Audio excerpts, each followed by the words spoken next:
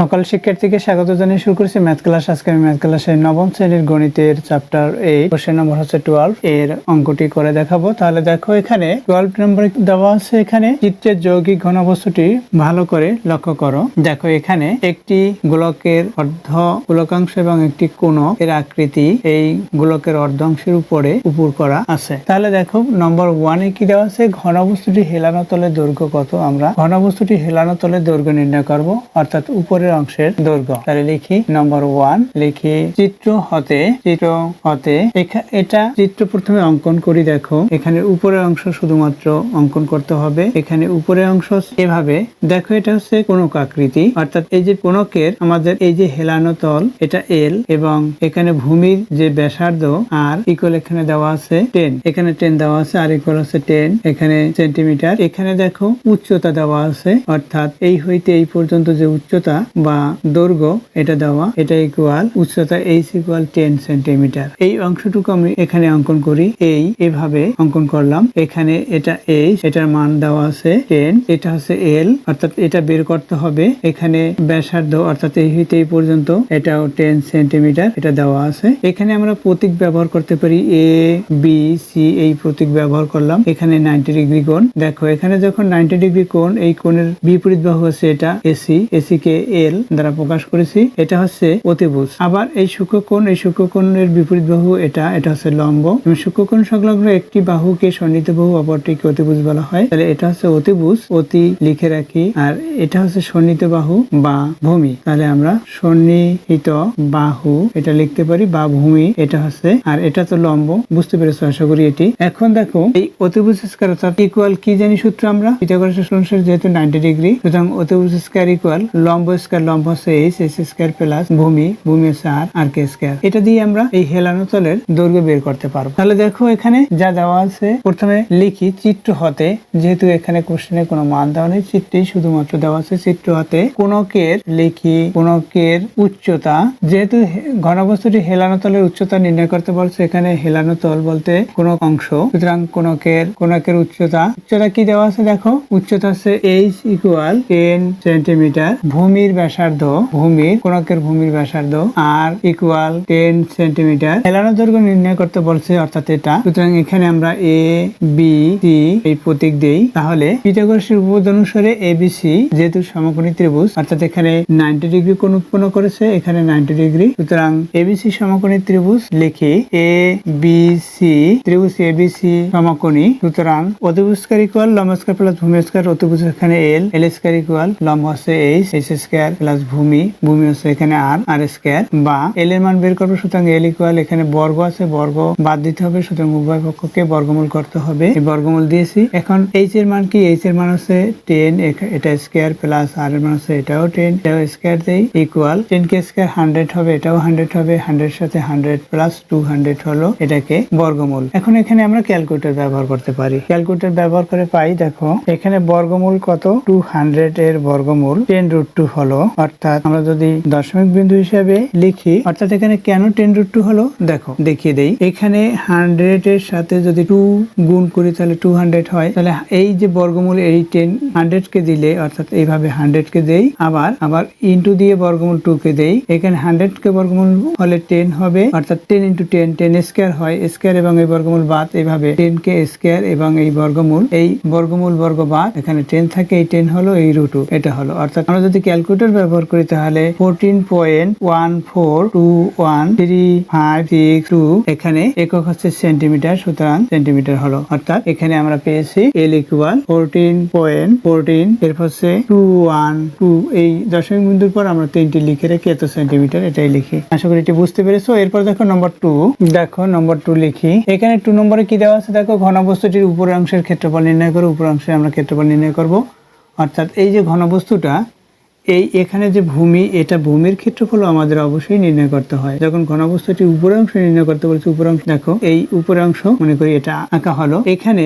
r equal কত, 10 centimetre, এটা হচ্ছে r, এই হইতে এই পর্যন্ত r ইকুয়াল, এখানেও 10 সেন্টিমিটার, অর্থাৎ উচ্চতা h ইকুয়াল, এটা আমরা পেয়েছি। এরপর কি, এখানে হেলানো দৈর্ঘ্য পেয়েছি 14.14, এরপর 2 সেন্টিমিটার, এটা আমরা সবগুলোই পেয়েছি। এখন দেখো যখন ঘনবস্তুটির উপর অংশের ক্ষেত্রফল নির্ণয় করতে বলছে, সুতরাং এই কোণকের বক্রপৃষ্ঠের ক্ষেত্রফল এবং এই ভূমির যে বৃত্তাকৃতি দেখো এর ক্ষেত্রফলও আমরা বের করব। শুধুমাত্র বক্রতলের এই যে বক্রতল কোণকের যে বক্রতল বা বক্রপৃষ্ঠের ক্ষেত্রফল হচ্ছে পাই আর এল। এটা অ্যান্সার হতে পারে যদি নিচের অংশ আমরা নির্ণয় না করি, তাহলে এটায় বসিয়ে যে উত্তর পাবো সেটা হচ্ছে এই বক্রপৃষ্ঠের এটার ক্ষেত্রফল। অর্থাৎ এখানে যেহেতু কোণকের উপর অংশের ক্ষেত্রফল নির্ণয় করতে হবে, সেই উপর অংশে আমরা ক্ষেত্রফল নির্ণয় করছি। এখন এই যে ভূমি যে বৃত্তাকৃতি আছে দেখো এভাবে, তাহলে এটার ক্ষেত্রফল অবশ্যই আমাদের নির্ণয় করতে হবে। এটা হচ্ছে পাই আর স্কয়ার। তাহলে যখন টোটাল হবে সেটা হবে পুরোটার ক্ষেত্রফল। তাহলে লিখি আমরা জানি কোণকের পৃষ্ঠতলের ক্ষেত্রফল, কোণকের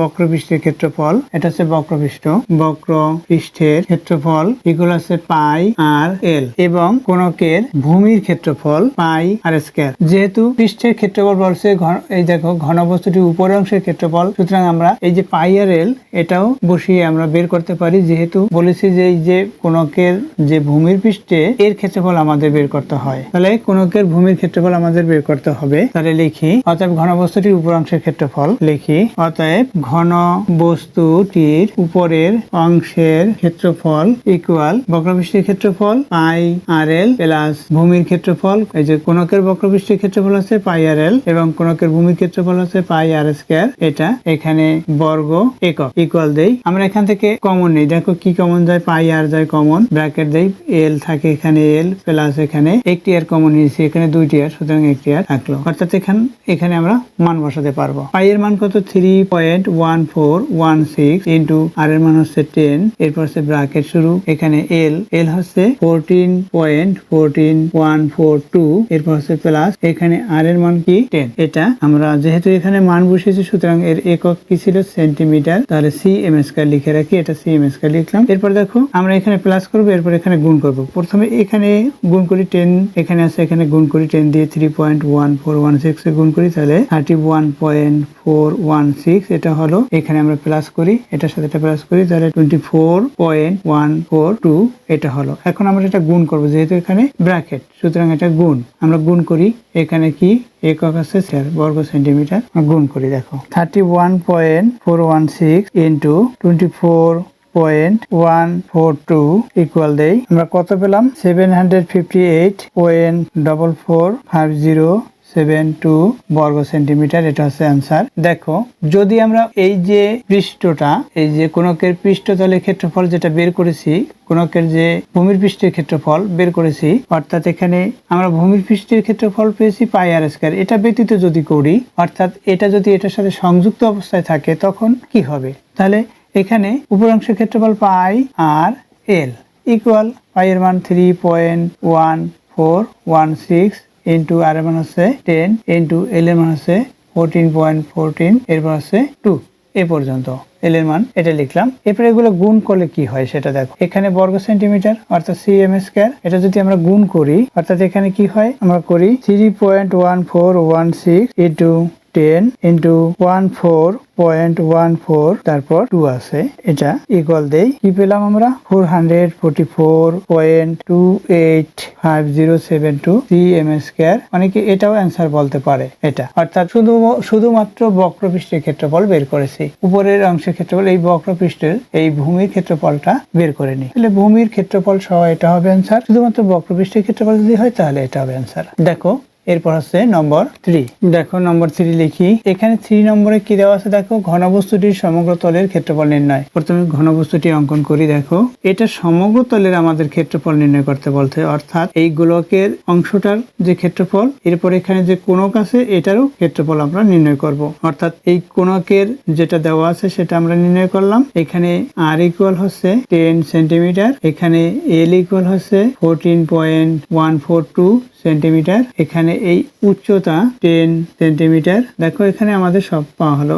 আবার এই হইতে এদিকেও একই, অর্থাৎ 10 সেন্টিমিটার। দেখো তাহলে আমরা ঘনবস্তুটির সমগ্র তলের ক্ষেত্রফল নির্ণয় করব। তাহলে লিখি, আমরা জানি কোণকের বক্রপৃষ্ঠের ক্ষেত্রফল বা বক্রতলের ক্ষেত্রফল ইকুয়াল পাই আর এল বর্গ একক। শুধুমাত্র উপরের এই অংশের সূত্র লিখলাম। এরপর আছে গোলকের, অর্ধগোলকের এবং অর্ধগোলকের পৃষ্ঠের ক্ষেত্রফল 2 অর্ধ বলেছি, সুতরাং 2 পাই আর স্কয়ার। এখানে বর্গ একক আছে কমা দিই। তাহলে লিখি অতএব ঘনবস্তুটির সমগ্র তলের ক্ষেত্রফল, ঘন বস্তুটির সমগ্র তলের ক্ষেত্রফল কি লিখবো, কোণকের বক্রতলের ক্ষেত্রফল, এটুকু লিখে দিই সূত্রটুকু, শুধুমাত্র তোমরা এই গুণকের বক্রতলের ক্ষেত্রফল প্লাস অর্ধগোলকের পৃষ্ঠের ক্ষেত্রফল এভাবে লিখে তারপর মান লিখবে, সূত্রের মান লিখবে।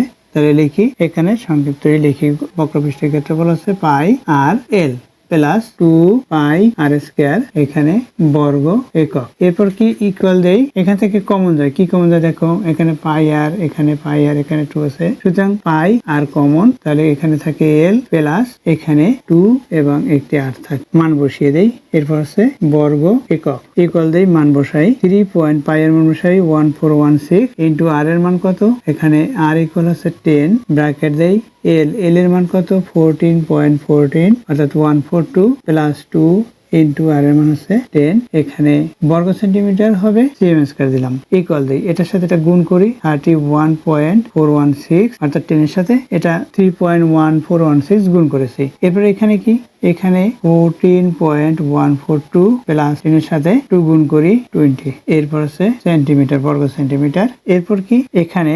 31.416 এরপর ইন্টু দেই, এটার সাথে এটা প্লাস করি, তাহলে কি হবে 34 অর্থাৎ 34.142 এখানে সিএম স্কয়ার হলো, এটা হলো। এখন এটার সাথে এটা গুণ করি, আমরা গুণ করি, ক্যালকুলেটর ব্যবহার করি, 31.416 ইন্টু 34.142 ইকুয়াল দেই, কত হলো 1072.605072 সিএম স্কয়ার, এটা হচ্ছে অ্যান্সার। অর্থাৎ এই ঘনবস্তুটির সমগ্র তলের বা ঘনবস্তুটির সমগ্র তল এর ক্ষেত্রফল বের করেছি। আশা করি এটি বুঝতে পেরেছো। এরপর দেখো নম্বর 4, তাহলে লিখি, দেখো নম্বর 4, এখানে 4 নম্বর দেই, দেখো এখানে যা দেওয়া আছে সেটা লিখলাম, এখানে 10 সেন্টিমিটার, দেখো এখানে 4 নম্বর আছে ঘনবস্তুটির আয়তন নির্ণয় করো, সুতরাং আমরা জানি সূত্র, তাহলে আমরা জানি কোণকের আয়তন, কোণকের আয়তনের সূত্র কি 1/3 পাই আর স্কয়ার